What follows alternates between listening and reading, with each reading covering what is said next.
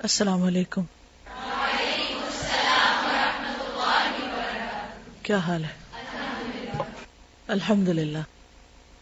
نحمده ونصلی علی رسولہ الکریم. اما بعد فاعوذ باللہ من الشیطان الرجیم. بسم اللہ الرحمن الرحیم.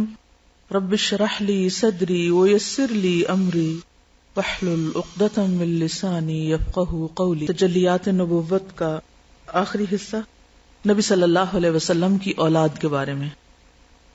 Page number 393. اولاد. حضرت ابراہیم رضی اللہ عنہ کے سوا آپ صلی اللہ علیہ وسلم کی تمام اولاد حضرت خدیجہ رضی اللہ تعالی عنہا سے تھی. ذیل میں ان کا مختصر ذکر دیا جا رہا ہے. نمبر 1 قاسم رضی اللہ عنہ. یہ رسول اللہ صلی اللہ علیہ وسلم کے سب سے بڑے صاحبزادے تھے. انہی کی نسبت سے آپ کی کنیت ابو القاسم تھی. انہوں نے اتنی عمر پائی کہ چلنے لگے تھے. پھر تقریباً 2 سال کی عمر میں وفات پا گئے. نمبر 2 زینب رضی اللہ عنہا. یہ نبی صلی اللہ علیہ وسلم کی سب سے بڑی صاحبزادی تھی. اللہ کی راہ میں مصائب سے دوچار ہوئیں. آپ صلی اللہ علیہ وسلم نے فرمایا ہی افضل بناتی، یہ میری سب سے افضل بیٹی ہے. قاسم کے بعد پیدا ہوئی. ابو العاص بن ربیع رضی اللہ عنہ سے ان کی شادی ہوئی، جو ان کی خالہ حالہ بنت خویلد کے صاحبزادے تھے. زینب رضی اللہ عنہا سے ایک بیٹا علی اور ایک بیٹی امامہ رضی اللہ عنہا پیدا ہوئیں. امامہ رضی اللہ عنہا کو نبی صلی اللہ علیہ وسلم نماز میں گود میں لیا کرتے تھے. 8 ہجری کے اوائل میں مدینہ میں حضرت زینب رضی اللہ عنہا نے وفات پائی. رقیہ رضی اللہ عنہا. ان سے حضرت عثمان بن عفان رضی اللہ عنہ نے شادی کی اور ان کے بطن سے ایک صاحبزادے عبداللہ پیدا ہوئے. عبداللہ کس کے بیٹے تھے؟ رقیہ کے. وہ 6 سال کے تھے کہ مرغ نے ان کی آنکھ میں چونچ مار دی، جس کے اثر سے بالآخر وہ وفات پا گئے. رسول اللہ صلی اللہ علیہ وسلم بدر میں تھے کہ حضرت رقیہ وفات پا گئیں. حضرت زید بن حارثہ رضی اللہ عنہ فتح کی خوشخبری لے کر مدینہ پہنچے تو انہیں دفن کیا جا چکا تھا. ام کلثوم رضی اللہ عنہا. رقیہ رضی اللہ عنہا کی وفات کے بعد بدر سے واپس آ کر رسول اللہ صلی اللہ علیہ وسلم نے ام کلثوم کی شادی حضرت عثمان بن عفان سے کر دی. ان سے کوئی اولاد نہ ہوئی. انہوں نے شعبان 9 ہجری میں وفات پائی اور بقیع میں دفن ہوئی. اسی بنا پر حضرت عثمان کا لقب کیا تھا؟ ذو النورین. فاطمہ رضی اللہ تعالی عنہا. یہ آپ صلی اللہ علیہ وسلم کی سب سے چھوٹی اور سب سے محبوب صاحبزادی تھی. یہ اہل جنت کی عورتوں کی سیدہ یعنی سردار ہیں. حضرت علی بن ابو طالب نے بدر کے بعد ان سے شادی کی، یعنی جنگ بدر کے بعد. ان کے بطن سے 2 صاحبزادے حضرت حسن اور حضرت حسین اور 2 صاحبزادیاں حضرت زینب اور ام کلثوم پیدا ہوئیں. یہ وہی ام کلثوم ہیں جن سے حضرت عمر بن خطاب نے شادی کی تھی اور ان سے حضرت زید پیدا ہوئے تھے. حضرت عمر کی وفات ہو گئی تو ام کلثوم کے چچیرے بھائی یعنی چچا زاد کزن اون بن جعفر نے ان سے شادی کی. پھر اون کی وفات ہو گئی تو ان کے بھائی محمد نے شادی کر لی. پھر محمد بھی وفات پا گئے تو دوسرے بھائی عبداللہ نے ان سے شادی کر لی. پھر عبداللہ کے عقد میں رہتے ہوئے خود ام کلثوم نے وفات پائی، لیکن انہوں نے کوئی بدشگونی نہیں لی کسی بھائی نے کہ چونکہ میرا بڑا بھائی اس خاتون سے فوت ہو گیا تھا تو اس لیے میں شادی نہیں کرتا، اور جب دوسرا بھی ہو گیا تو تیسرے کو تو کرنی نہیں چاہیے تھی ہمارے رسم و رواج کے مطابق. اون بن جعفر نے کی، پھر محمد نے کی، پھر اس کے بعد عبداللہ نے کی، پھر ان کے بعد ان کی اپنی وفات ہو گئی. ہمارے معاشرے میں ایسا ہو سکتا کہ ایسی خاتون سے کوئی شادی کرے جس کے 2 ہسبینڈ فوت ہو چکے ہیں اور وہ 2 بھائی بھی ہوں آپس میں، اور پھر انہی کا بھائی شادی کرے؟ تو پہلے ہی ڈرے گا کہ میں بھی مر جاؤں گا اس سے، کیونکہ ہم موت زندگی کا اختیار لوگوں کو دیتے ہیں، حالانکہ سب اللہ کے ہاتھ میں. جب انسان توہمات سے نکل آتا ہے، بدشگونیوں سے باہر نکل آتا ہے تو پھر مضبوط ہو جاتا ہے. پھر اس کا سارا توکل اور اعتماد اللہ کی ذات پر ہوتا ہے کہ نفع نقصان زندگی اور موت صرف اللہ کے ہاتھ میں. ان چیزوں کا وہم نہیں کرنا چاہیے، اور اگر یہ چیزیں انسان کے اندر پختہ ہے تو اس کا مطلب ہے کہ توحید خالص نہیں ہوئی، اللہ پہ پورا بھروسہ ابھی آیا ہی نہیں، سیکھا ہی نہیں۔ بعض روایات میں حضرت فاطمہ کے ایک اور بیٹے محسن کا ذکر بھی ملتا ہے، اور اسی طرح ایک اور بیٹی رقیہ کا ذکر بھی ملتا ہے۔ حضرت فاطمہ کی وفات نبی صلی اللہ علیہ وسلم کی وفات کے 6 مہینے بعد ہوئی۔ نبی صلی اللہ علیہ وسلم کی یہ 5 اولادیں نبی صلی اللہ علیہ وسلم کے شرف نبوت سے مشرف ہونے سے پہلے پیدا ہوئیں۔ چھٹے عبداللہ رضی اللہ عنہ، ان کے بارے میں اختلاف ہے، کہا جاتا ہے کہ زمانہ اسلام میں پیدا ہوئے اور کہا جاتا ہے کہ اس سے پہلے پیدا ہوئے۔ انہوں نے بھی بچپن ہی میں وفات پائی۔ یہ حضرت خدیجہ سے نبی صلی اللہ علیہ وسلم کے آخری صاحبزادے تھے، تو گویا حضرت خدیجہ جن کی عمر شادی کے وقت کتنی تھی؟ 40 سال، تو ان کے کتنے بچے پیدا ہوئے؟ 6 بچے پیدا ہوئے۔ آج کل تو 20 سال کی لڑکیاں بھی 6 بچے پیدا نہیں کرتی ہیں۔ ابراہیم رضی اللہ عنہ، یہ جمادی الاولیٰ یا جمادی الثانیہ 9 ہجری میں آپ کی لونڈی ماریا قبطیہ کے بطن سے مدینہ میں پیدا ہوئے، اور 29 شوال 10 ہجری کو جس دن مدینہ میں سورج گرہن لگا تھا وفات پائی۔ بعض لوگوں نے کیا سمجھا؟ پھر شگون لیا، تو آپ نے اس کی تردید فرمائی کہ سورج گرہن اللہ کی نشانیوں میں سے ایک نشانی ہے، اس کا کسی کی زندگی موت سے کوئی تعلق نہیں، تو ستاروں میں اپنی قسمت نہیں ڈھونڈنی چاہیے۔ بالکل، ستارہ تمہاری تقدیر کی کیا خبر دے گا، وہ تو خود ہے فراخی افلاک میں دگرگوں، یعنی خود گھوم پھر رہا ہے، وہ تمہاری قسمت کہاں سے بتائے گا۔ اس وقت وہ 16 یا 18 مہینے کے بچے تھے اور ابھی دودھ پیتے تھے۔ انہیں بقیع میں دفن کیا گیا، اور نبی صلی اللہ علیہ وسلم نے فرمایا ان کے لیے ایک دایا جنت میں ان کی رضاعت پوری کرنی ہے۔ جو لوگ کسی کام کو کرتے کرتے، یعنی اچھے کام کو کرتے ہوئے فوت ہو جاتے ہیں، تو جیسے اگر کوئی قرآن مجید پڑھ رہا ہے اور وہ مکمل نہیں کر سکا اور فوت ہو گیا، تو قیامت کے دن وہ اس حال میں اٹھے گا کہ اس کا تکمیل ہو چکا ہوگا انشاءاللہ۔ اس میں آپ دیکھیے کہ اتفاق کی بات ہے۔ ویسے مجھے بہت حیرت ہوتی ہے کہ ہم جس قسم کے موضوع کو ٹچ کرتے ہیں اللہ تعالیٰ اس کے دلائل ساتھ ہی لے آتے ہیں۔ یہ تھوڑا سا حصہ رہ گیا تھا، اس کو ہم اس دن بھی پورا کر سکتے تھے، لیکن شاید ہم نے سفر کا لیکچر سن کر یہ پڑھنا تھا تاکہ ہمیں نبی صلی اللہ علیہ وسلم کی سیرت سے مزید پتہ چلے کہ عملی طور پر وہ لوگ ان خرافات سے کتنا دور تھے۔ حضرت فاطمہ رضی اللہ تعالی عنہا کے بارے میں مختصراً میں نے کچھ آپ کے سامنے ذکر کیا تھا، تھوڑا سا ذکر اور کر لیتے ہیں ان کا۔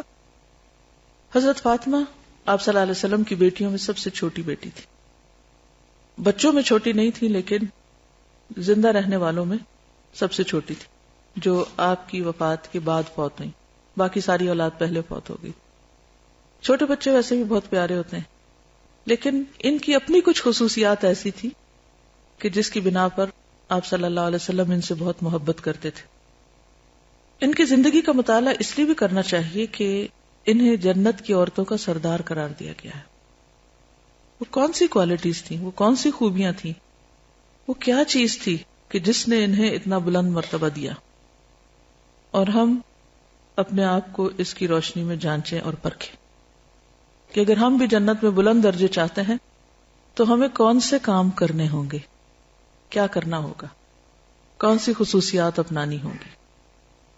ایک حدیث میں آتا ہے کہ جنت والی خواتین میں سب سے افضل یہ 4 ہیں، یعنی جو عورتیں جنت میں جائیں گی ان میں سب سے افضل یہ 4 ہیں: خدیجہ بنت خویلد، فاطمہ بنت محمد صلی اللہ علیہ وسلم، مریم بنت عمران، اور فرعون کی بیوی آسیہ بنت مزاحم۔ حضرت آسیہ نے تو بہت صبر و استقلال سے کام لیا تھا، حضرت مریم کی اپنی کچھ خوبیاں تھیں، اور حضرت خدیجہ کا رول آپ پڑھ چکے ہیں، تو آج ہم حضرت فاطمہ کے بارے میں کچھ باتیں پڑھیں۔ حذیفہ رضی اللہ عنہ سے روایت ہے کہ ایک مرتبہ مجھ سے میری والدہ نے پوچھا، تم نبی صلی اللہ علیہ وسلم کے ساتھ کب سے وابستہ ہو؟ میں نے کہا فلاں فلاں وقت سے۔ تو انہوں نے مجھے سخت سست اور برا بھلا کہا۔ میں نے ان سے کہا پیچھے ہٹیں، میں نبی صلی اللہ علیہ وسلم کے پاس جا رہا ہوں، مغرب کی نماز ان کے ساتھ پڑھوں گا اور اس وقت تک انہیں نہیں چھوڑوں گا جب تک وہ میرے اور آپ کے لیے استغفار نہ کریں۔ چنانچہ میں نبی صلی اللہ علیہ وسلم کی خدمت میں حاضر ہوا اور ان کے ساتھ مغرب کی نماز پڑھی. پھر نبی صلی اللہ علیہ وسلم نے عشاء کی نماز پڑھائی اور واپس چلے گئے. میں بھی پیچھے ہو لیا. راستے میں کوئی آدمی مل گیا جس سے نبی صلی اللہ علیہ وسلم باتیں کرنے لگے. جب وہ چلا گیا تو میں آپ کے پیچھے چل پڑا. آپ نے میری آواز سن لی اور پوچھا کون ہے؟ میں نے کہا حذیفہ. آپ صلی اللہ علیہ وسلم نے پوچھا کیا بات ہے؟ میں نے سارا واقعہ بتایا. آپ نے فرمایا اللہ تمہیں اور تمہاری والدہ کو معاف کر دے. پھر فرمایا کیا تم نے اس شخص کو کبھی زمین پر دیکھا تھا جو ابھی تھوڑی دیر پہلے مجھ سے ملا تھا؟ میں نے کہا کیوں نہیں؟ آپ نے فرمایا وہ ایک فرشتہ تھا جو آج رات سے پہلے کبھی زمین پر نہیں آیا تھا. اس نے رب سے اس بات کی اجازت لی تھی کہ مجھے سلام کرنے کے لیے حاضر ہو اور یہ خوشخبری دی کہ حسن اور حسین جنت کے نوجوانوں کے سردار ہیں اور فاطمہ جنت کی عورتوں کی سردار ہیں رضی اللہ عنہم. مسند احمد کی روایت ہے. ہر واقعے کے اندر اتنا کچھ سیکھنے کو ہے، پوری ایک تصویر بن جاتی ہے، لیکن وقت اتنا نہیں ہے آپ کے پاس. آپ بتائیے اس پوری کہانی سے کیا کچھ سیکھا؟ حضرت حذیفہ کے بارے میں کیا سیکھا پہلے یہ بتائیے. کیوں گئے؟ استغفار کیوں کرانے گئے؟ ماں ناراض ہوئی نا کسی بات پہ، پریشانی لگ گئی تو خود بھی استغفار کی ہوگی. اور پھر یہ نہیں کہ ہم ڈانٹ لیں تو ہم بہت نیک ہیں اور بچہ اگر غلطی کرتا ہے تو اس کا ہی سارا قصور ہے. بعض اوقات ہمارا ڈانٹنا بھی صحیح طریقے پر نہیں ہوتا، چاہے ہم صحیح بات پر ڈانٹ رہے ہوں. ٹھیک ہے، تو اس پر غلطی کرنے والے اور غلطی پہ سمجھانے والے دونوں کو استغفار کی ضرورت ہوتی ہے. ٹھیک ہے، سمجھ گئے یہ بات؟ مثلا ہم مائیں ہوتے ہوئے یہ بات فار گرانٹیڈ لیتی ہیں، ہم ماں ہیں، ہم جو چاہیں کر گزریں، ہڈیاں توڑ دیں، بال نوچ دیں، ہاتھ مروڑ دیں، کوئی برا بھلا کر کے ان کا سارا کانفیڈنس شیٹر کر دیں، اور پھر ہم ماں ہیں، ہمارے پاؤں تلے جنت ہے، ہم جو جی چاہے کریں. یہ کھلی چھٹی کسی کے پاس نہیں ہے، یہ یاد رکھے، کسی بھول میں نہ رہنا. بچوں کے ساتھ بھی ظلم کریں گے تو پکڑے جائیں گے، اور پھر بچے سے معافی مانگنا اور بچے سے سوری کرنا وہ تو پھر ہم نے کرنا ہی نہیں نا، کیونکہ وہ تو پھر ہمارا روب چلا جائے گا. تو پہلی بات یہ سیکھنے کی، جب بھی آپ کسی واقعے پہ غور و فکر کرنے لگے تو جہاں سے بات شروع ہوئی نا وہاں سے شروع کیا کریں. یہ بات یاد رکھیں گے، جمپ نہ کیا کریں بیچ میں، ترتیب ملحوظ خاطر رکھا کریں. یہ پہلا نقطہ ہے سیکھنے کا. کسی نے ایک دن سوال کیا تھا کہ غور و فکر کیسے کرتے ہیں؟ تو واقعات میں غور و فکر اس طرح کرتے ہیں کہ بات شروع کہاں سے ہوئی، ابتدا کہاں سے ہوئی، بنیاد کیا ہے. کیونکہ باقی چیز بنیاد پر بیس کرتی ہے نا. اگر آپ نے وہ چھوڑ دی اور آپ کبھی وہاں پہنچ گئے، کبھی وہاں کبھی وہاں، بات ٹھیک ہوگی آپ کی، ہو سکتا ہے آپ کو وہی سے زیادہ کلک کیا ہو، لیکن ترتیب بات شروع کرنے کی کوشش کیا کریں. ٹھیک ہے. پھر کیا ہوا؟ آپ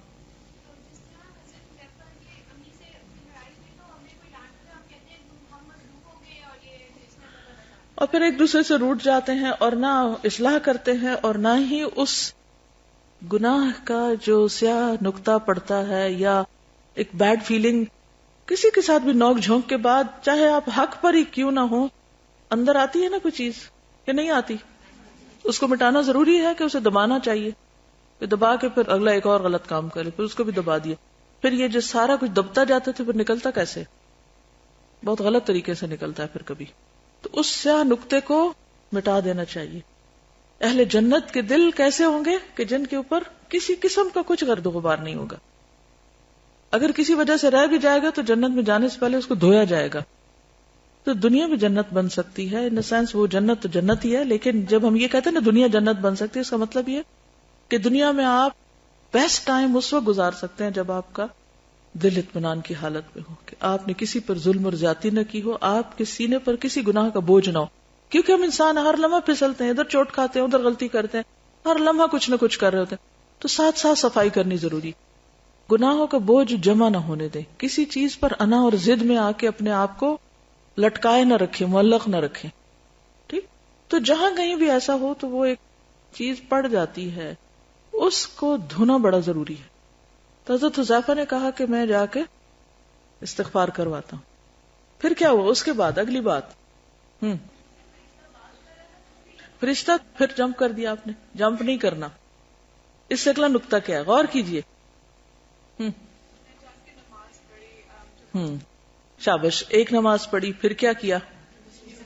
دوسری پڑھی. اس کا مطلب وہ 1.5 گھنٹہ بیچ میں کم از کم جو وقفہ ہوگا 1.5-2 گھنٹے وہ گزارا وہاں. آخر کوئی اچھا ہی کام کیا ہوگا، مسجد میں تھے. یعنی انتظار کیا. کس چیز کا انتظار کیا؟ کہ نبی صلی اللہ علیہ وسلم فارغ ہوں تو پھر بات کریں. ہم کیا کرتے ہیں؟ ہم اپنے ذہن میں ایک بات لے کے چلتے ہیں، نہ دائیں دیکھتے نہ بائیں، نہ دیکھتے کوئی مصروف ہے، نہ دیکھتے ہیں کہ کوئی اور کچھ کام کر رہا ہے یا کوئی ہم سے پہلے کھڑا ہے. سب کی بات کاٹ کے بیچ میں جا کے اس بندے کو کہتے ہیں اچھا ذرا میری ایک بات سننے آپ. اور وہ دھکم پیل کرتے ہیں اور وہ بدتمیزی. اور مجھے حیرت ہوتی ہے کہ ہم دین دار لوگ دین پڑھ کے ان اخلاقیات سے کیوں آ رہی؟ ہم اپنی باری کا انتظار کیوں نہیں کر سکتے؟ ہم صبر کیوں نہیں کر سکتے؟ اہم ترین پہ بات ہوگی اچھا 2 منٹ ویٹ کرنا پڑا، پتہ نہیں کیا ہو رہا ہے، چلو چلتے ہیں. بڑے سے بڑا جذبہ لے کے آتے اور کام کیے بغیر واپس چلے جاتے. بھئی کیوں نہیں کیا؟ وہاں تو اتنا رش تھا، وہاں تو کوئی موقع ہی نہیں تھا، اتنا انتظار کون کرتا. جب یہ ہم سے صبر ہی نکل گیا انتظار کرنے کا تو پھر تو موقع گنوا دیا ہم نے. اور یہ صرف ان صحابی کی نہیں، صحابہ کے بعد جو تابعین کی جنریشن تھی اور اگلی جنریشن، اس میں بھی اخلاق ہمیں ملتا ہے.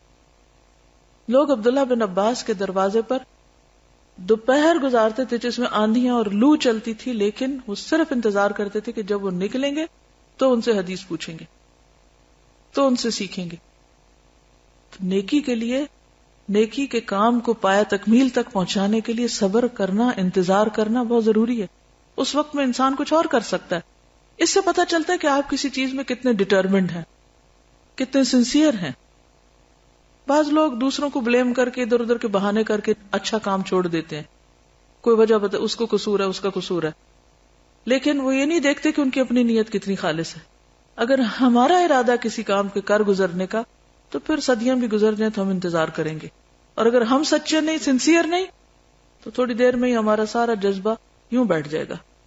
اسی وجہ سے استقامت نہیں ہوتی کاموں میں. اب آپ دیکھیے کہ وہ انتظار کر رہے ہیں، پھر دوسرا انتظار کرے.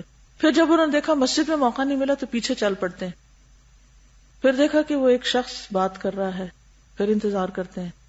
پھر جب دیکھتے ہیں کہ بالکل سبھی چلے گئے ہیں تو پھر وہ اپنی بات بتاتے ہیں. کیونکہ بعض اوقات گھر کی باتیں، راز کی باتیں برسر مجلس انسان نہیں کر سکتا. کہ اب یہ آپ کی اور آپ کی اماں کے درمیان کوئی انبن ہوئی ہے اور آپ سارے محلے میں بیٹھ کے کہہ رہے ہیں وہ میری اماں نے یہ کہہ دیا اور فلانے نے یہ کر دیا. کس قدر ہم اس قسم کی باتیں لوگوں کے ساتھ ڈسکس کر رہے ہوتے ہیں، اپنے ہی ماں باپ کی برائیاں. اگر ہم نے کسی سے مشورہ بھی کرنا ہو تو ان باتوں میں رازداری بہت ضروری ہے. ماں باپ کا احترام اپنی جگہ رہنا چاہیے. بھری مجلسوں میں ایسی باتیں نہیں ڈسکس کرنی چاہیے. پھر کیا ہوا؟ اب فرشتہ آ گیا. اب بتائیے فرشتے کی بات. جی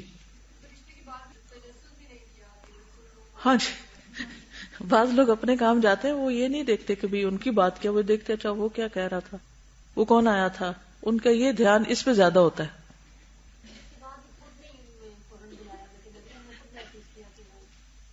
جی یعنی اپنے وجود کا احساس دلایا لیکن انتظار کیا اور آپ نے پھر بلایا اور پوچھا.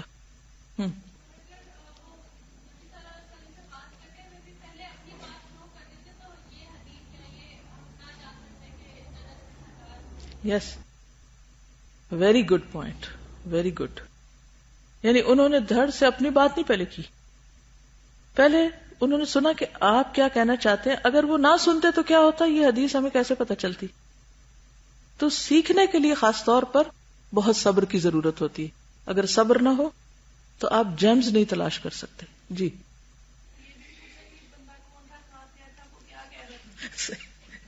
یہ میں نے پوچھا یہ بندہ کہاں سے آیا تھا، کون تھا، کیا کہہ رہا تھا.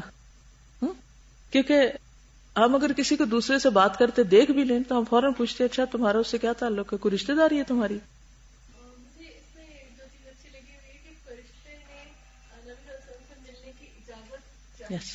کتنی یعنی کہ نبی صلی اللہ علیہ وسلم کی ذات کی بڑائی ہے. بالکل، یعنی فرشتے نے آپ سے ملاقات کی اجازت چاہی. وہاں بھی مینرز ہیں، وہاں بھی ادب آداب ہیں. بالکل یعنی فرشتہ صرف سلام کرنے کے لیے حاضر ہوا اور پھر خوشخبری.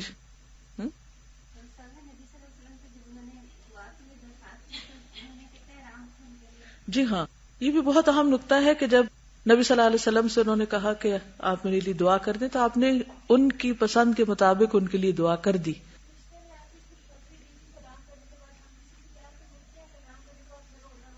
صحیح. جی ہاں، فرشتہ خوشخبری سنایا تھا. عام طور پہ ہم صرف کسی سے اس وقت ملاقات کرتے ہیں جب ہم کسی مصیبت میں ہوں تو اپنا رونا سنا سکیں. جی شابش، یہ تو آپ نے میرے منہ کی بات لے لی. میں آخر میں یہی کہنے والی تھی. ہم اکثر لوگوں سے کہتے ہیں میرے لیے دعا کریں، دعا میں یاد رکھیں، ہر نماز میں دعا کریں ہمارے لیے، لیکن یہ نہیں بتاتے بھی کون سی دعا، کیا دعا.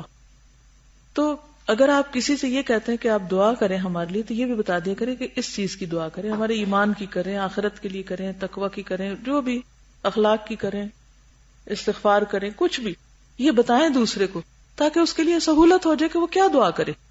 ہو سکتا ہے وہ آپ کے لیے وہ دعا کرے جو آپ کو سوٹیبل ہی نہ ہو.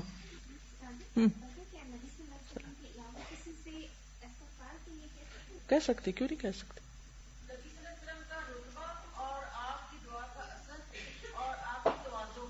جی ہاں جی. اور اس وقت آپ دیکھیں جو آپ کو خوشخبری ملی تھی، اگر ہم میں سے کسی کو خوشخبری ملے کہ آپ کی بیٹی اس مقام پہ ہوں گی، آپ کے نواسے اس مقام پہ ہوں گے، تو ہمارا ری ایکشن کیا ہو؟ اگر ہمیں کوئی ہماری اولاد کا رزلٹ آ کے بتائے تو ہمارا ری ایکشن کیا ہو؟ یعنی ایک جذباتی کیفیت بھی تو آتی ہے نا انسان پہ جب وہ اپنے پیاروں کے بارے میں کوئی خوشخبری سنتا ہے. لیکن آپ اتنے کام اینڈ کوائٹ اینڈ باوقار ہیں کہ ان جذبات کے اظہار کے لیے آپ نے وہ بات تو آگے ٹرانسفر کر دی، لیکن اس میں کوئی ایسی کیفیت نہیں ہے کہ جو عام طور پہ ہم کرتے ہیں خوشخبریاں پانے کے موقع پر. یہ جو انہوں نے کہا نا بہت سخت سست ہو یا اس طرح، یہ اکثر ہم سب قرآن پڑھنے پڑھانے والوں کو ڈانٹ ایسی پڑتی ہے. کتنا عرصہ ہو گیا تمہیں الہدا جاتے؟ کتنا عرصہ ہوا تمہیں فلاں استاد کے ساتھ رہتے؟ ہوتا نا آپ کے ساتھ. ہم سب یہ باتیں سنتے ہیں، ماں باپ کہتے ہیں، اٹس ویری نیچرل. اب آپ دیکھیے کہ اس بچے نے اس الزام کو، اس ڈانٹ کو کیسے لیا. اور جب ہمیں کوئی یہ کہے کہ اتنا عرصہ ہو گیا تمہیں قرآن پڑھاتے یا پڑھتے یا فلاں جگہ جاتے یا فلاں کے ساتھ رہتے، اور کیا سیکھا تم نے اب تک؟ تمہاری ابھی تک کوئی عادت ٹھیک نہیں ہوئی. تو ہم کیا کریں گے؟ بستہ اٹھا کے وہاں رکھیں گے اور کہیں گے ہم آج سے جا ہی نہیں رہے، ہم نہیں پڑھ رہے، یا چھوڑ دیں گے کہ فائدہ ہی نہیں، واقعی میرا تو کوئی عمل ہی نہیں بدلا، اس لیے بہتر ہے کہ میں چھوڑ ہی دوں پڑھنا. بہرحال بہت کچھ ہے، لیکن میں پھر آگے نہیں جا سکوں گی. تو جب بھی آپ کوئی حدیث پڑھا کریں تو ایسے ہی نہ گزر جایا کریں، ٹھہر کے رک کر سوچا کریں، غور و فکر کیا کریں، اپنی عملی زندگی سے ریلیٹ کیا کریں، کیونکہ یہ علم ہم عمل کے لیے سیکھ رہے ہیں. ٹھیک ہے، علم برائے عمل ہے. فاطمہ رضی اللہ تعالی عنہا کی حیا. انس رضی اللہ عنہ سے روایت ہے کہ نبی صلی اللہ علیہ وسلم فاطمہ رضی اللہ عنہ کے لیے ایک غلام لائے جو آپ نے انہیں ہبہ کیا تھا. انس نے کہا فاطمہ رضی اللہ عنہ پر ایسا کپڑا تھا کہ وہ اگر اسے اپنے سر پہ لیتی تو پاؤں تک نہ پہنچتا، اگر پاؤں کو چھپاتی تو سر پہ نہ رہتا. بس جب نبی صلی اللہ علیہ وسلم نے ان کی الجھن کو دیکھا تو فرمایا تمہارے لیے کوئی حرج کی بات نہیں، تمہارے سامنے صرف تمہارے والد ہیں اور تمہارا غلام ہے. تو اس سے پتہ چلتا ہے کہ والد کے سامنے اگر سر ننگا ہو جائے تو کوئی بات نہیں، لیکن یہ نہیں کہ انسان بلا وجہ ننگا کر کے ایسے ہی پھرے. انسان پراپرلی ڈریس اپ جب بڑوں کے سامنے ہوتا ہے تو یہ بھی ادب اور مینرز میں سے ہوتا ہے. اور یہ غلام آج کل کے سرونٹس نہیں ہیں، یہ یاد رکھیے. غلام وہ ہوتے ہیں جن کی اپنی کوئی بھی مرضی نہیں ہوتی، اور وہ یعنی کہ محکوم ہوتے ہیں یا خریدے ہوتے ہیں یا ہبہ ہوئے ہوتے ہیں، جس کی اب کوئی صورت نہیں ہے. نبی صلی اللہ علیہ وسلم کے جگر کا ٹکڑا ہے. حضرت فاطمہ مسور بن مخرمہ رضی اللہ عنہ سے روایت ہے کہ رسول اللہ صلی اللہ علیہ وسلم نے فرمایا فاطمہ میرے جسم کا ٹکڑا ہے، اس لیے جس نے اسے ناحق ناراض کیا اس نے مجھے ناراض کیا. یہ ایک خاص موقع پر بھی آپ نے بولا تھا، لیکن اس سے کیا بات پتہ چلتی ہے کہ اہل بیت کے بارے میں جو لوگ آپ کے محبوب تھے، آپ کے پیارے تھے، ان سے ہمیں بھی محبت کرنی چاہیے. ٹھیک ہے نا؟ اور ان کے بارے میں کوئی ایسی بات نہیں کہنی چاہیے ان کی زندگی میں بھی اور بعد میں بھی جو آپ کو ناگوار ہو. ایک اور روایت میں آتا ہے فاطمہ میرا ٹکڑا ہے، جو چیز اسے پریشان کرتی ہے وہ مجھے بھی پریشان کرتی ہے، اور جو چیز اسے خوش کرتی ہے وہ مجھے بھی خوش کرتی ہے، اور قیامت والے دن سب حسب نسب منقطع ہو جائیں گے، کوئی رشتہ داریاں باقی نہیں رہیں گی ماں سوائے میرے نسب رشتہ اور قرابت اور دامادگی کے، یعنی میرے یہ رشتے باقی رہیں گے کیونکہ ان کے لیے خوشخبریاں تھیں جنت کی سب کے لیے. ویسے بھی سب ایک دوسرے کے دشمن ہو جائیں گے، چاہے اپنی اولاد ہو یا والدین ہو. یوم یفر المرء من اخیہ وامہ وابیہ وصاحبتہ وبنیہ، سوائے کن کے؟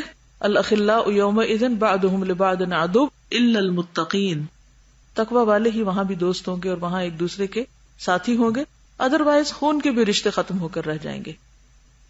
یہاں سے کیا بات سیکھنے کو ملتی؟ جی ہاں، جس سے آپ محبت کرتے ہیں، جو اس کی محبوب چیز ہے، اس کا بھی احترام کرنا ضروری ہوتا ہے. احترام سے مراد یہاں وہ بڑے چھوٹے والا احترام نہیں، بلکہ اس چیز سے محبت. جیسے نبی صلی اللہ علیہ وسلم سے محبت ہے تو آپ کی سنت سے بھی محبت ہونی چاہیے، آپ کے طریقوں سے، آپ کی تمام چیزوں سے. یعنی محبت کے بھی ادب آداب ہیں. بعض اوقات ہم محبت میں خود غرضی کرتے ہیں، اس چیز سے تو محبت کرتے ہیں، یعنی کسی ایک چیز سے کرتے ہیں یا ایک انسان سے کرتے ہیں، لیکن اس کے متعلقات سے نہیں کرتے. پھر بعض لوگ، مثلاً جو مجھے تجربہ ہوتا ہے، بعض لوگ مجھ سے تو بڑی محبت عقیدت کا اظہار کرتے ہیں لیکن الہدا سے نہیں کرتے، تو میرا دل سخت ٹوٹتا ہے. میں کہتی یہ میری زندگی کا ایک حصہ ہے. اگر آپ صرف مجھ سے کرتے ہیں اس کا مطلب ہے وہ ایک شخصیت پرستی قسم کی چیز ہے. اگر آپ میرے مشن سے محبت نہیں کرتے تو میری محبت بھی جھوٹی ہے. اکثر لوگ کہتے ہیں کہ اچھا ہم آپ سے محبت کرتے، تو میں ہمیشہ یہ کہتی ہوں کہ پھر وہ کام کریے جو میں کر رہی ہوں، ورنہ محبت کس چیز کی ہے؟ اور میں یہ کام کیوں کر رہی ہوں؟ میں کیوں کر رہی ہوں؟ سوچئے.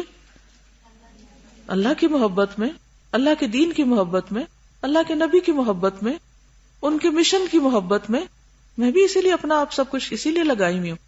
اور اگر آپ کو مجھ سے محبت ہے تو پھر آپ کو بھی ان چیزوں سے محبت کرنی ہوگی جن سے میں محبت کرتی ہوں. ہم دعا بھی تو یہ مانگتے ہیں، اللہم ارزقنا حبک وحب من یحبک. اللہ ہمیں محبت بھی بس ان کی دینا جو تجھ سے محبت کریں، کیونکہ اگر وہ کسی اور چیز سے محبت کرتے ہیں اور ان کی محبت ہمارے دل میں ڈال دی تو کہیں ہمارا بھی قبلہ نہ پھر جائے. کہ محبت ایسی طاقت ہوتی ہے کہ انسان کو بہا کے لے جاتی ہے. تو اللہ کسی ایسی چیز کی محبت نہ دینا جو تجھ سے محبت نہ کرے، کیونکہ تیری محبت سے دوری نہیں ہو سکتی. ہر چیز چھوڑی جا سکتی، تو نہیں چھوڑا جا سکتا. تو اگر آپ کو کسی سے محبت ہے تو جو کام وہ کر رہا ہے اس کام سے بھی محبت پر کرنی چاہیے، ورنہ محبت کے کوئی معنی نہیں ہے. اچھا، یہ جو لیسن آپ سیکھتے ہیں ایٹ لیسٹ یہ تھوڑے تھوڑے نوٹ کر لیا کریں، کیونکہ اس کے بعد تو آپ بھول آ جائیں گے. عملی باتیں ہیں نا، کرنے کی باتیں.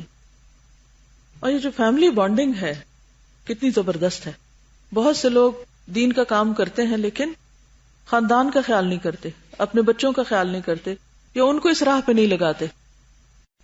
حسن سلوک کی شرط پر علی رضی اللہ تعالی عنہ سے شادی.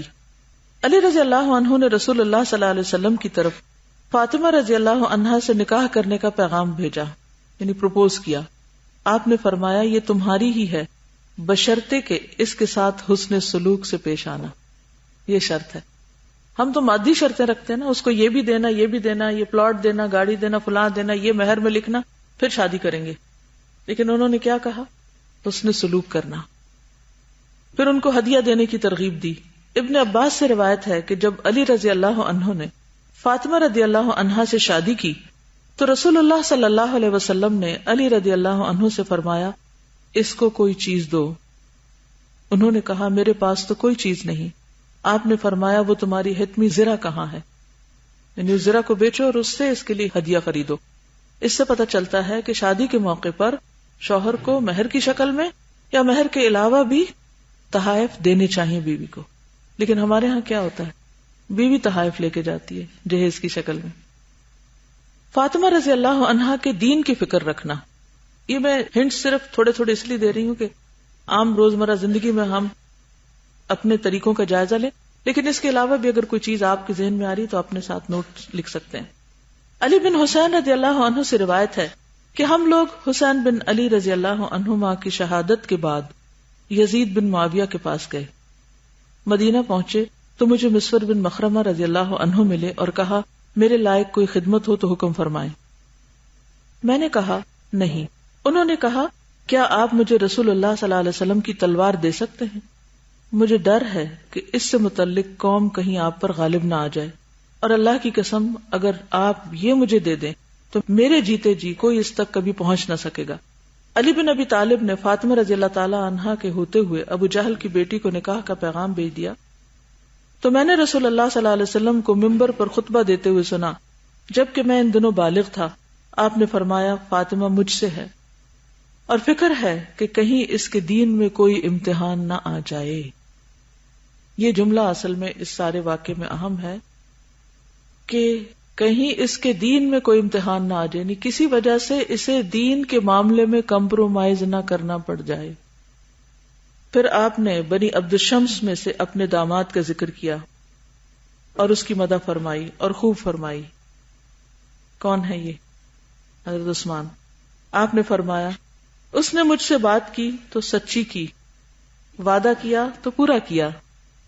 میں کسی حلال کو حرام یا حرام کو حلال نہیں کرتا، لیکن اللہ کی قسم رسول اللہ صلی اللہ علیہ وسلم کی بیٹی اور اللہ کے دشمن کی بیٹی کبھی بھی ایک جگہ ہرگز جمع نہیں ہو سکتی. تو جو اہم ترین بات ہے وہ کیا ہے کہ بیٹی کے دین کی فکر. کیونکہ بعض اوقات زندگی میں ایسے واقعات آ جاتے ہیں، ایسے حالات پیش آ جاتے ہیں کہ انسان کے لیے اپنا دین بچانا مشکل ہو جاتا ہے. یعنی شادی کے بعد کی بات کر رہی ہوں، شوہر کی طرف سے کوئی آزمائش یا سسرال کی طرف سے یا پھر کبھی بچوں کی طرف سے یا کسی اور چیز کی طرف سے. کیونکہ شادی شدہ زندگی جہاں اللہ نے سکون بھی رکھا ہے، خوشیاں بھی ہیں، وہاں ٹیسٹ بھی بڑے بڑے آتے بھی ہیں اور گزر بھی جاتے ہیں. بعض اوقات بہت تکلیف دہ صورتحال پیدا ہو جاتی. ان سارے مواقع پر جس چیز کی فکر ہم سب کو کرنی چاہیے وہ ایک ہے، سب سے بڑھ کر فکر، اور وہ کیا ہے؟ دین. کہ دین نہ جائے، اس پر کوئی مشکل نہ آئے کہ اللہ کے ہاں جواب نہ دے سکے. اور والدین کو بھی اپنی بچیوں کے لیے اس چیز کی فکر کرنی چاہیے کہ جہاں پر دے رہے ہیں، کیونکہ بعض اوقات ہم صرف دنیا داری دیکھ کے دیتے ہیں نا، مال و متاع اور دنیا کی بڑی بڑی چیزیں. ہم یہ نہیں سوچتے کہ جس گھر میں بچی جا رہی ہے وہاں کس حد تک یہ اپنے دین پر بھی قائم رہ سکے گی. خود اس کو اپنے ہاتھوں آزمائش میں ڈال دیتے.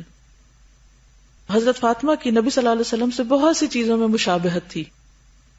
بعض اوقات ہوتا ہے چھوٹے بچے بڑوں کے باپ یا ماں کے ایسے لگتا ہے جیسے ان کی کوئی کاپی ہے. ام المومنین حضرت عائشہ سے روایت ہے کہ میں نے عادات، چال چلن اور بات چیت میں رسول اللہ صلی اللہ علیہ وسلم سے سب سے زیادہ مشابہ فاطمہ کے سوا کسی کو نہیں پایا. یہ ہے وہ وجہ جو آپ کو جنت کی عورتوں کی سردار بنا رہی ہے. یعنی اگر یہ کہا جائے کہ خواتین میں سب سے زیادہ سنت کو فالو کرنے والی، آپ کے طریقوں کو، چال ڈھال، ہر چیز کو، تو وہ آپ کی بیٹی. تو گر اور راز کیا ہے؟ یس، عملی زندگی میں بھی چھوٹی چھوٹی چیزوں میں بھی آپ کا اتباع کرنا، آپ کی پیروی کرنا. کیونکہ ہم کہتے ہیں اچھا یہ تو سنت ہی ہے نا، کون سا فرض ہے. یہ کہہ کے بہت سی چیزوں کو ہم چھوڑ دیتے ہیں. اچھا دائیں ہاتھ سے کھانا یا بیٹھ کے کھانا، یا کون سا فرض ہے؟ محبت جو ہے وہ اتباع سکھاتی. قل ان کنتم تحبون اللہ فاتبعونی یحببکم اللہ. یہ ہے راز محبت کا کہ اللہ کی محبت کب ملتی ہے؟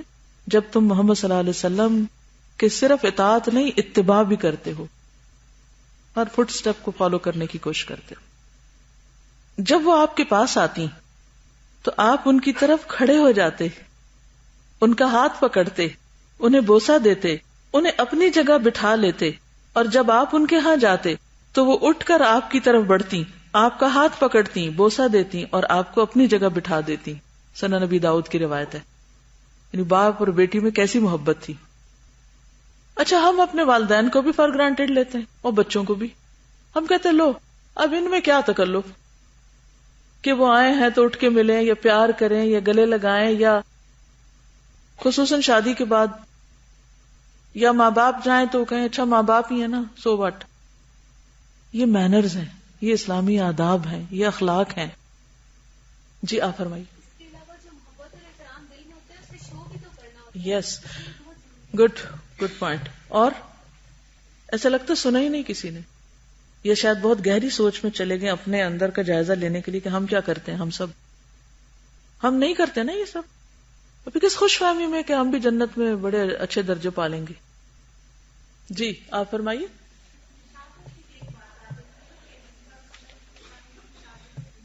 اس کا ہم یہ کہہ سکتے ہیں کہ بھائی وہ تو ان کی بیٹی تھی نا، تو وہ تو قدرتی تھی. یہاں قدرتی والی بات نہیں ہو رہی. وہ تو ٹھیک ہے کہ obviously اسٹائل ملنے لگتا ہے، حتیٰ کہ اشارے تک بھی ملنے لگتے ہیں جب ہاتھ ہلانے کے اور ایکشنز. لیکن کچھ چیزیں انسان کانشیسلی بھی اڈاپٹ کرتا ہے. جی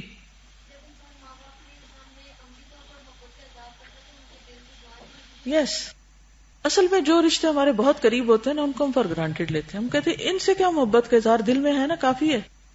اظہار نہیں کرتے، آتے بھی نہیں، کیئر نہیں کرتے، شو نہیں کرتے، اور پھر جب دوسری طرف سے نہیں ملتا تو شکایت خوب کرتے ہیں.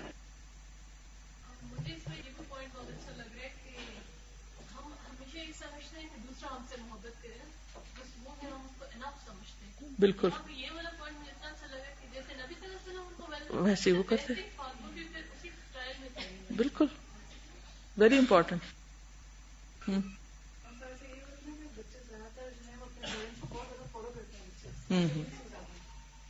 بالکل.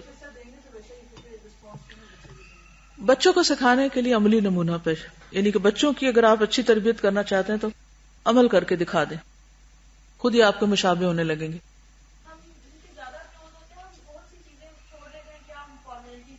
جی ہاں، ان کو ہم فارمیلٹی کہنے لگتے ہیں، ادب آداب اور اخلاق کو فارمیلٹی کہنے لگتے ہیں. حالانکہ قرآن کیا کہتا ہے؟ وَاخْفِضْ لَهُمَا جَنَاحَ الذُّلِّ مِنَ الرَّحْمَةِ. فزیکل جیسچر کی بات ہے قرآن میں، یہ فارمیلٹی نہیں ہے. چلیے، ام ہانی بنت ابی طالب سے روایت ہے کہ جس سال مکہ فتح ہوا اور رسول اللہ صلی اللہ علیہ وسلم نہانے کے پانی کی طرف گئے، فاطمہ رضی اللہ عنہا نے آپ کے لیے پردہ تان دیا. پھر آپ نے اپنا کپڑا لے کر جسم پر لپیٹ لیا. یعنی وہ نہا رہے تھے تو آپ ان کے لیے کور کر کے کھڑی تھی، یعنی کام بھی کرتی تھی، خدمت کرتی تھی. پھر زخمی والد کی ہر ممکن مدد. سہل بن سعد ساعدی رضی اللہ عنہ سے روایت ہے کہ جب احد کی لڑائی میں نبی صلی اللہ علیہ وسلم کا خود وہ لوہے کی ٹوپی آپ کے سر مبارک پر توڑا گیا اور آپ کا چہرہ مبارک خون آلود ہوا اور آپ کے آگے کے دانت شہید ہو گئے، تو علی رضی اللہ عنہ ڈھال میں پانی بھر کر لا رہے تھے، بار بار لا رہے تھے، اور فاطمہ رضی اللہ عنہا زخم کو دھو رہی تھی. اس موقع پر اور بھی صحابہ موجود تھے لیکن آگے بڑھ کر خود خدمت کر رہے تھے. جب انہوں نے دیکھا کہ خون پانی سے اور زیادہ نکل رہا ہے تو انہوں نے ایک چٹائی جلائی اور اس کی راکھ کو آپ کے زخموں پر لگا دیا، جس سے خون آنا بند ہو گیا. اور یہ حضرت فاطمہ نے ہی کیا تھا. والد کی خوشنودی کے لیے اپنی خواہش کی قربانی. صوبان سے روایت ہے کہ حبیرہ کی بیٹی ایک دن نبی صلی اللہ علیہ وسلم کی خدمت میں حاضر ہوئی. ان کے ہاتھ میں بڑے بڑے موٹے چھلے تھے. آپ نے ان کے ہاتھ پہ مارنا شروع کیا. وہ حضرت فاطمہ کی خدمت میں پہنچی اور انہوں نے ان سے شکوہ کیا. صوبان کہتے ہیں کہ پھر نبی صلی اللہ علیہ وسلم فاطمہ کے گھر آئے، میں ان کے ساتھ تھا. حضرت فاطمہ نے اپنے گلے کا ہار نکالا جو سونے کا تھا اور کہا یہ مجھ کو ابو الحسن نے تحفہ دیا ہے. حضرت علی نے. وہ ہار ان کے ہاتھ میں تھا. آپ نے فرمایا فاطمہ کیا تم پسند کرتی ہو کہ لوگ کہیں کہ محمد صلی اللہ علیہ وسلم کی بیٹی کے ہاتھ میں ایک آگ کی زنجیر ہے؟ پھر آپ تشریف لے گئے اور قیام نہیں کیا. حضرت فاطمہ نے وہ ہار بازار میں بھیج دیا اور فروخت کر کے غلام خریدا، پھر اس کو آزاد کر دیا. نبی صلی اللہ علیہ وسلم کو اس بات کی اطلاع ملی تو آپ نے فرمایا اللہ کا شکر ہے جس نے فاطمہ کو دوزخ کی آگ سے نجات دی. اب اس کے پیچھے حقیقت کیا ہے؟ یعنی ایسا نہیں ہے کہ سونا عورت کے لیے پہننا منع ہے. آپ کو یاد ہوگا کہ جب ابو العاص نے وہ ہار اپنے فدیے میں دیا تھا جو حضرت زینب کو ملا تھا تو آپ نے وہ واپس لوٹایا تھا. وہاں بھی ایک ہار تھا، یہاں بھی ایک ہار ہے. ایک تو یہ ہو سکتا ہے کہ اس میں صدقے کی طرف اشارہ ہے، اور دوسری بات یہ ہے کہ شاید اس ہار کے اندر کوئی ایسی چیز ہو، اللہ عالم. فاطمہ رضی اللہ تعالی عنہا کے گھر نبی صلی اللہ علیہ وسلم تشریف لے گئے لیکن اندر نہیں گئے. حضرت علی گھر آئے تو فاطمہ رضی اللہ تعالی عنہا نے ذکر کیا حضرت علی نے اس کا ذکر جب نبی صلی اللہ علیہ وسلم سے کیا کہ آپ آئے تھے پھر اندر نہیں آئے، فرمایا میں نے دروازے پہ دھاری دار پردہ لٹکا دیکھا تھا. پھر فرمایا مجھے دنیا کے آرائش سے کیا سروکار.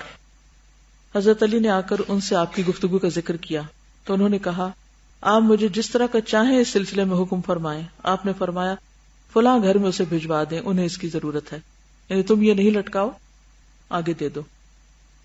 ایک اور صورت یہ ہو سکتی ہے کہ آپ صلی اللہ علیہ وسلم جو اپنا آخری نمونہ چھوڑنا چاہ رہے تھے حضرت فاطمہ رضی اللہ تعالی عنہا کے ذریعے، اس میں آپ نے ان چیزوں کو بھی جو دوسروں کے لیے جائز تھیں، جیسے سب کو غلام تقسیم کرتے تھے، سب کو مال غنیمت ملتا تھا، دنیا کی عیش و عشرت ملتی تھی، لیکن ان کو اس سے دور رکھا، یعنی ان کی آخرت کے لیے. والد کی ناراضگی کی فکر کرنا.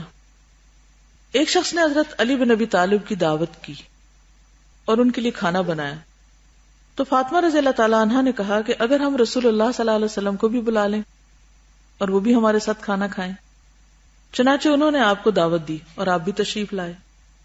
تو آپ نے اپنا ہاتھ دروازے کی چوکھٹ پر رکھا تو گھر کے کونے میں ایک منقش پردہ دیکھا تو آپ واپس لوٹ گئے. فاطمہ نے حضرت علی سے کہا جائیے دیکھیے آپ کیوں واپس گئے. حضرت علی کہتے ہیں کہ میں آپ کے پیچھے گیا اور کہا یا رسول اللہ صلی اللہ علیہ وسلم آپ کو کس چیز نے روکا ہے. آپ نے فرمایا بے شک میرے لیے یا کسی نبی کے لیے یہ جائز نہیں کہ کسی نقش و نگار والے گھر میں داخل ہو، یعنی جہاں ایسی ڈیکوریشنز ہوں. تو ایک ان کے اپنے گھر کا ہے واقعہ اور دوسرا کہیں دعوت پر گئے وہاں کا واقعہ. دونوں جگہ آپ نے ایسی جگہ بیٹھنا پسند نہیں کیا. اس سے کیا پتہ چلتا ہے؟ سادگی کی تعلیم ہے، اور ڈیکوریشن میں بہت زیادہ نقش و نگار اور ایسی چیزیں جو ہیں جس سے وہ گھر نہیں بلکہ میوزیم لگنے لگے، اس سے پرہیز کرنا چاہیے، کیونکہ انسان پھر اسی چیز میں کھو کے رہ جاتا ہے.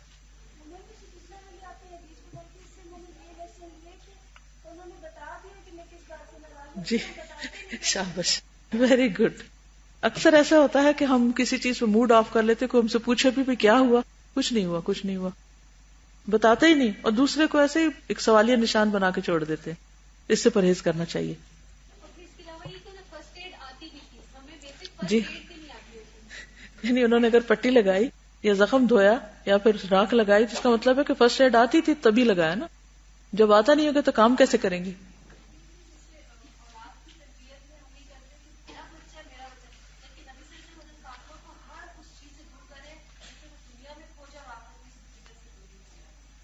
اور اس میں شاید پہلے میں نے ذکر کیا کہ حضرت ہاجرہ کا کردار بہت زبردست لگتا ہے کہ حضرت اسماعیل کے پاس کیا چیز تھی، کتنے ٹوائز تھے، کتنے ریلیٹیوز تھے، کتنے پارک تھے جہاں ان کو وہ جا کے سیر کراتے تھے بچے، کتنے جھولے تھے، کتنے امیوزمنٹ پارکس تھے.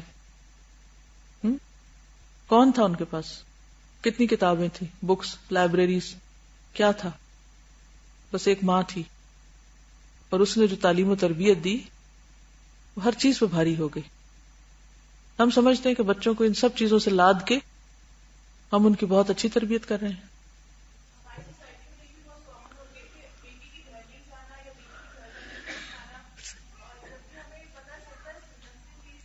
جی ہاں، ہمارے ہاں جو ایک اور بہت کلچرل بات ہے کہ بیٹی کے گھر جانا نہیں، بیٹی کے گھر سے کھانا نہیں، اس کی دین میں کوئی حیثیت نہیں، بس اعتدال کے ساتھ جانا چاہیے. والد کے راز کی حفاظت کرنا. حضرت عائشہ سے روایت ہے کہ فاطمہ رضی اللہ تعالی عنہا آئیں، ان کی چال میں نبی صلی اللہ علیہ وسلم کی چال سے بڑی مشابہت تھی. نبی صلی اللہ علیہ وسلم نے فرمایا بیٹی آؤ مرحبا. پھر آپ نے انہیں اپنی دائیں طرف یا بائیں طرف بٹھایا، پھر ان کے کان میں آپ نے چپکے سے کوئی بات کی تو وہ رونے لگی. میں نے کہا آپ کیوں رو رہی ہیں؟ آپ صلی اللہ علیہ وسلم نے ان کے کان میں پھر کچھ کہا تو وہ ہنس دی. میں نے کہا آج غم کے فوراً بعد یہ خوشی کی جو کیفیت میں نے آپ کے چہرے پر دیکھی وہ پہلے کبھی نہیں دیکھی تھی. پھر میں نے ان سے پوچھا آپ کیا فرما رہے تھے؟ انہوں نے کہا میں رسول اللہ صلی اللہ علیہ وسلم کے راز کو کسی پر نہیں کھول سکتی. چنانچہ میں نے نبی صلی اللہ علیہ وسلم کی وفات کے بعد پوچھا. اس سے کیا پتہ چلتا ہے کتنے صاف گو لوگ تھے. ہم بات چھپانے کے لیے ایک اور جھوٹ بول دیں گے. یہ نہیں کرنا چاہیے، صاف بات کرنی چاہیے. قولوا قولا سدیدا، دوسرے کو پتہ چل جائے تاکہ وہ دوبارہ نہ کہے. اچھا ہم انکار کرتے جاتے ہیں، دوسرا اصرار کرتا جاتا ہے، اور بات کچھ سے کچھ انہوں نے وجہ بتا دی کہ دیکھو میں یہ بتا نہیں سکتی کہ یہ آپ کا راز ہے. ان کو بھی بات سمجھ میں آ گئی، بات جھگڑا ختم. ہم اس کو ختم نہیں کرتے کہیں. ہاں جی، بتا کے کہتے ہیں کسی کو نہیں بتانا. وہ خود تو بتا دیا اور اب دوسرے کے اوپر پابندی ہے. ہاں وہ بھی ایک حد میں بس بات ہوئی تو ختم ہو گئی. وہ بھی انڈرسٹینڈ کر رہا ہے. یعنی کتنی سمپلسٹی ہے اور کتنی نیچرل لائف ہے اور بات ختم. نہ غیر ضروری تجسس ہے اور نہ ہی اصل میں وہ لوگ اپنے وقت اور زندگی کی قیمت اور قدر جانتے تھے. ہمیں وہ نہیں معلوم.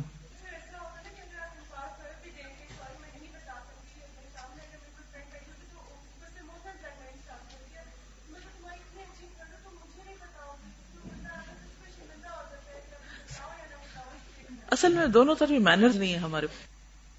ہم ایک چیز جو ہماری دل میں آ گئی نا اتنا انسسٹ کریں گے کہ دوسرے کو ذلیل کر کے رکھ دیں گے اپنی بات منوانے کے لیے.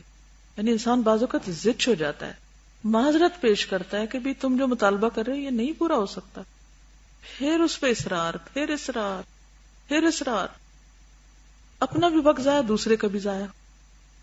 جب ایک دفعہ بندہ کہہ دے, آپ نے مثلا کسی کو کوئی اچھا مشورہ دیا, اس کی سمجھ میں آ گیا یا نہیں آیا, اس نے کہا ٹھیک ہے میں اس پہ غور کروں گا, لیکن پھر آپ اس کے پیچھے پڑے, میں نے آپ کو مشورہ دیا تھا پھر کیا ہوا, پھر آپ پیچھے پڑ جائیں. پھر آپ نے جب مشورہ دے دیا آپ کا فرض پورا ہو گیا, بات ختم.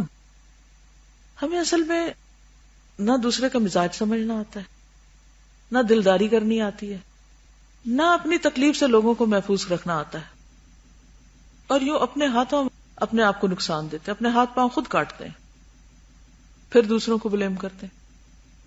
تو ہر چیز میں اعتدال ہی اچھا ہے. کبھی بھی کسی کو ذلیل نہ کریں کہ اس کے اوپر اتنی مشقت لاد دیں, بار بار ایک چیز کا اتنا مطالبہ کریں کہ وہ پریشان ہو کے رہ جائے. دوسروں کے اوپر بوجھ نہ بنے, ہلکے رہیں. پھر ہم قسمیں دینے لگتے ہیں دوسروں کو کہ آپ پہ قسم ہے آپ یہ کام نہ کریں. یہ کتنی قسموں کو اٹھائے, کس کس کا بوجھ اٹھائے پھرے وہ. یعنی بہت سیلفش ہوتے ہیں نا, اپنی خوشی اور اپنے فائدے کے لیے دوسروں کو محکوم بنا دیتے ہیں. اور احسان کس چیز کا جتاتے ہیں, چونکہ ہم آپ سے محبت کرتے ہیں اس لیے آپ کو یہ سب غلامی اختیار کرنی پڑے گی کہ آپ کی کوئی زندگی نہیں, سب کچھ ہماری مرضی کا ہوگا. اللہ ہم سب کو سمجھ دے.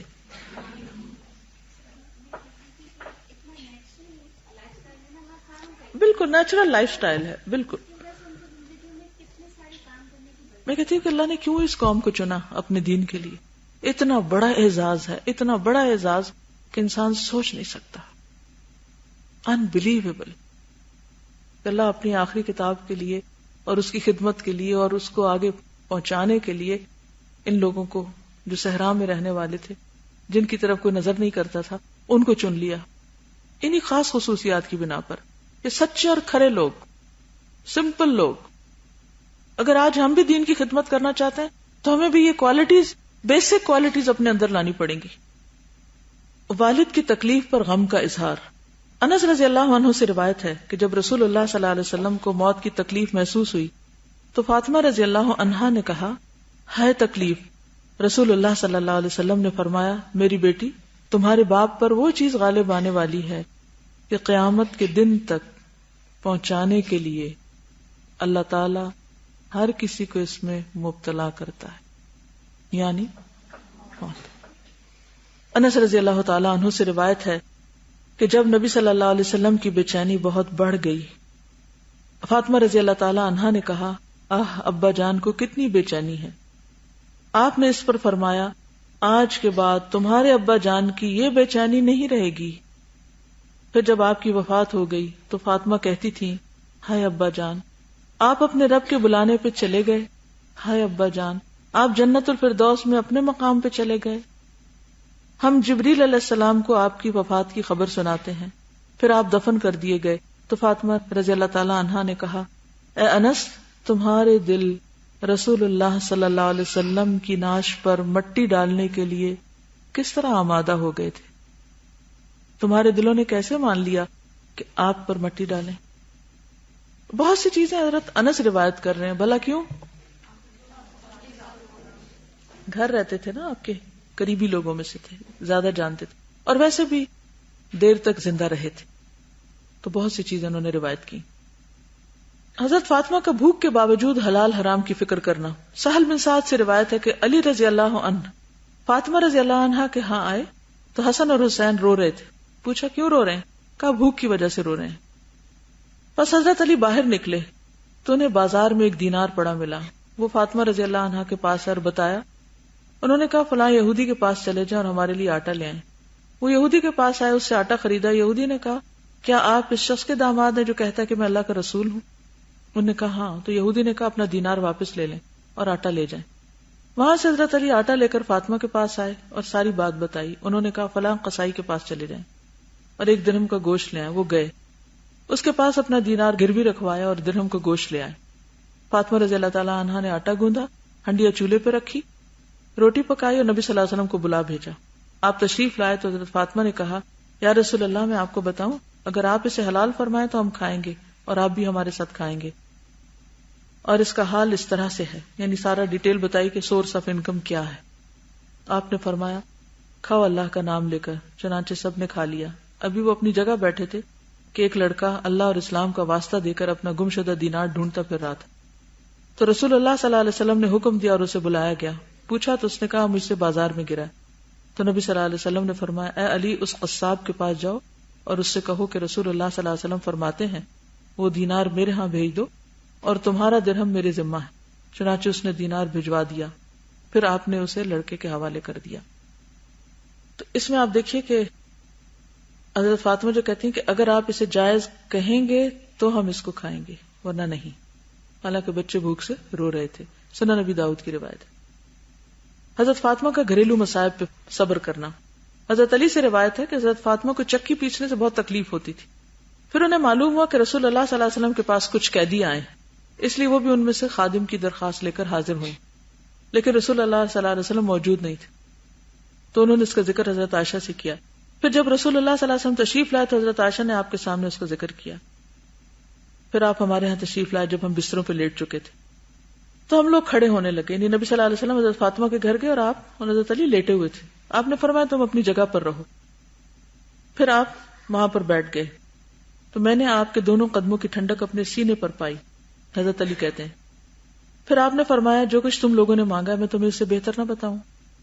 جب تم دونوں اپنے بستر پہ لیٹ جاؤ تو اللہ اکبر 34 مرتبہ, الحمدللہ 33 مرتبہ, سبحان اللہ 33 مرتبہ پڑھ لیا کرو. یہ عمل اس سے بہت بہتر ہے جو تم نے مجھ سے مانگا. صحیح بخاری کی روایت. یہ آخری حدیث ہے اس سلسلے کی حضرت فاطمہ کے بارے میں. اس میں کچھ سیکھنے کی چیزیں ہیں 2-3 اگر بتا دیں تو. جی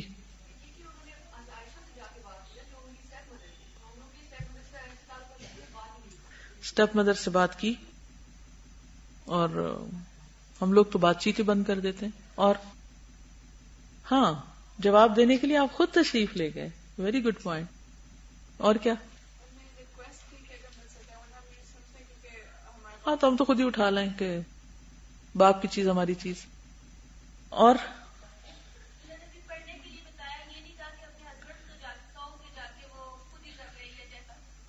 یہ تمہارے ہسبینڈ کی ذمہ داری ہے, میں تو نہیں کر سکتا.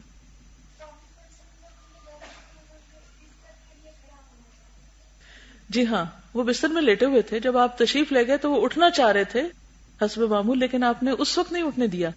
بیٹھے ہوئے بندے کے لیے اٹھنا آسان ہوتا ہے, جب بستر میں لیٹ گئے سونے ہی لگے تو اس وقت جا کے وہ اٹھنے لگے تو آپ نے کہا نہیں لیٹے رہو. پھر بے تکلفی بھی پتہ چلتی ہے کہ کس طرح آپ دونوں کے بیچ میں بیٹھ گئے اور آپ نے اپنی ٹانگیں لمبی کر لی اور آپ کے ٹھنڈے ٹھنڈے پاؤں حضرت علی کے سینے کو لگے. اور پھر اس موقع پر آپ نے ان کو پیار سے یہ بات سمجھائی. جب آپ نے بچوں سے مشکل کام کروانے ہوں, کسی چیز کا انکار کرنا ہو, تو اس کا بھی ایک سلیقہ ہوتا ہے. اس وقت کہا کہ اس سے اچھی چیز نہ دو, اس سے بھی اچھی چیز ہے اور یہ ہے اس سے اچھی چیز. اور اس وقت وہ سونے جا رہے تھے تو وہ عمل بتایا جو وہ فوراً کر لیں اب, ورنہ آپ گھر سے پیغام بھیج دیتے اچھا یہ پڑھ لیں. وہ ایسا نہیں کیا. ہم دین کی تبلیغ اسی طرح کرتے ہیں. کتنی حکمت اور سچویشن کے مطابق نیچرل وہاں جا کے وہ کام کیا جہاں کرنا چاہیے تھا. ہم ایسے ہی ہر ایک کو تسبیحات فاطمہ بتاتے رہتے ہیں.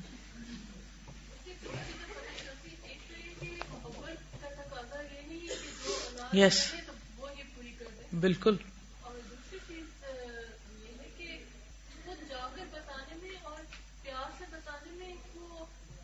شو کرتی ہے کہ مجھے تمہاری ضرورت کا احساس ہے. بالکل. یعنی بعض اوقات ہمیں کسی کو نہ کرنی ہوتی ہے، کرنی پڑتی ہے، کرنی چاہیے بھی، لیکن اس کا بھی ایک طریقہ ہے کہ وہ اس نہ کو ایکسپٹ کر سکے. دنیا کی چیز کی نسبت میں بہتر کی طرف موڑا کہ آخرت کی چیز آپ کو بتائی، اور دوسرا اس ٹائم پہ گئے وہ اگلے دن صبح بھی جا سکتے تھے، جس میں انہوں نے اسی وقت جا کے یعنی جس وقت کا جو کام تھا اس وقت جا کے اس موقع پہ بتایا، کیونکہ اس سے پہلے اس کی روح ہی نہیں ہوتی. اگر ہم سفر کا لیکچر محرم میں دیتے تو بے وقت کی بات تھی نا. ہم بہت سے کام بے وقت کرتے ہیں، تو بے وقت کی راگنی جو ہوتی ہے نا وہ اثر نہیں کرتی. جی ہاں، ہمارے یہاں تو ہسبینڈ وائف کے کٹھے لیٹنا تو بہت ہی دور کی بات ہے، کٹھے بیٹھنے کو بھی بہت مائنڈ کیا جاتا ہے.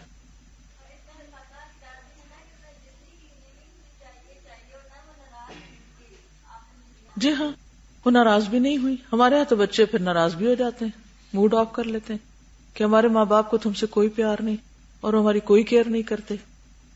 جی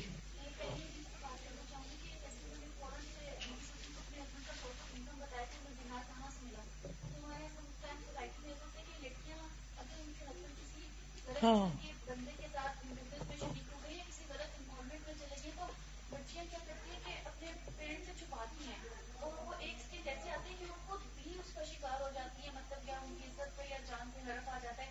لیکن ماؤں کے ساتھ ایسی کوآرڈینیشن کی اتنی فرینکنس نہیں ہوتی کہ ہم ان کو بچا کے سچویشن سے نکل آئیں.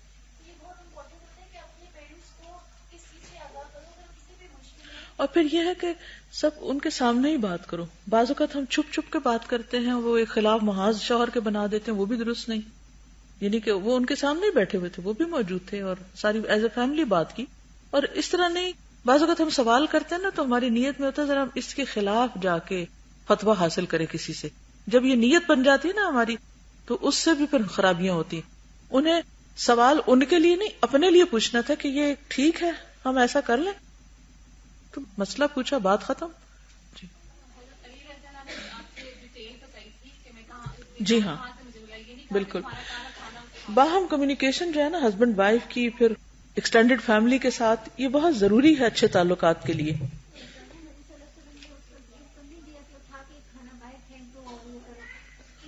جی سد باب کیا، اب ہو گیا جو ہو گیا، اب یہ نہیں کہا کہ کھانا پھینک دو. چلیے حضرت حسن اور حسین رضی اللہ تعالیٰ عنہما کے بارے میں بھی کچھ باتیں، کیونکہ وہ بھی نوجوانوں کے سردار ہیں جنت میں. حضرت ابو ہریرہ رضی اللہ عنہ سے روایت ہے، نبی صلی اللہ علیہ وسلم نے حضرت حسن کے متعلق فرمایا، اے اللہ میں اس سے محبت رکھتا ہوں، تو بھی اس سے محبت رکھ، اور جو اس سے محبت کرے اس سے بھی محبت کر. یعنی صرف یہ نہیں کہا کہ لوگ بھی اس سے محبت کریں، کہا جو اس سے محبت کرے تو اس سے محبت رکھ. اس سے کیا پتہ چلتا ہے کہ اگر ہم اللہ کی محبت چاہتے ہیں اور نبی صلی اللہ علیہ وسلم کی یہ دعا اپنے لیے چاہتے ہیں تو ہمیں پھر کیا کرنا چاہیے؟ حضرت حسن حسین سے بھی محبت رکھنی چاہیے. حضرت حسن کے کردار میں بہت ساری باتیں، لیکن جس چیز سے میں بہت زیادہ متاثر ہوں وہ یہ کہ انہوں نے خلافت سے خود دستبرداری کا اعلان کر دیا تھا. بہت بڑی بات ہے. اس سے ان کا استغنا اور وہ پتہ چلتا ہے کہ جس ڈھنگ میں ان کی تربیت ہوئی تھی اس کو کس طرح انہوں نے لیا، اس کا اثر پھر بڑے ہو کے نظر آیا. تو جب نبی صلی اللہ علیہ وسلم نے یہ بات فرمائی، حضرت ابو ہریرہ نے فرمایا، آپ صلی اللہ علیہ وسلم نے انہیں سینے سے لگا لیا. نہیں جب یہ بات فرما رہے تھے، صحیح بخاری کی روایت ہے. حضرت ابو ہریرہ سے روایت ہے، نبی صلی اللہ علیہ وسلم نے فرمایا، جس نے حسن اور حسین سے محبت کی اس نے مجھ سے محبت کی، اور جس نے ان سے بغض رکھا اس نے مجھ سے بغض رکھا. حضرت یعلا بن مرہ سے روایت ہے کہ صحابہ کرام رضی اللہ عنہم کو کھانے کی دعوت دی گئی.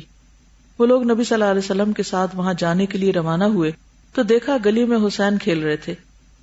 نبی صلی اللہ علیہ وسلم نے دوسروں سے آگے بڑھ کر حسین کو پکڑنے کے لیے ہاتھ پھیلا دیے کہ آج، جیسے بچے چھوٹے ہوتے ہیں نا ہاتھ پھیلا دیتے. وہ ادھر ادھر بھاگنے لگے. نبی صلی اللہ علیہ وسلم انہیں ہنساتے رہے. آخر کار انہیں پکڑ لیا.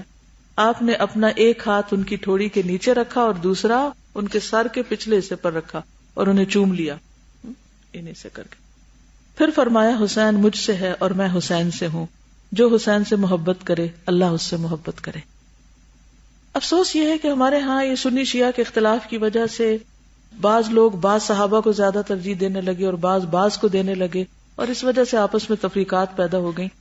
اگر ہم ان سب سے محبت کرتے ہیں تو یہ ہمارے ایمان کا حصہ ہے، اور ہمیں فرق نہیں کرنا. اگر ان کے درمیان کوئی باہمی اختلاف ہوئے انسان ہونے کی بنا پر تو اس کا معاملہ اللہ کے ساتھ ہے. ہمیں وہ کرنا جس کا ہمیں حکم دیا گیا, یہ جو چیز ہمارے فائدے کی ہے. تو تجلیات نبوت آج ختم ہوئی الحمدللہ. اوکے, جزاکم اللہ خیرا. سبحانک اللہم و بحمدک, نشہد ان لا الہ الا انت, نستغفرک و نتوب الیک. السلام علیکم و رحمۃ اللہ وبرکاتہ.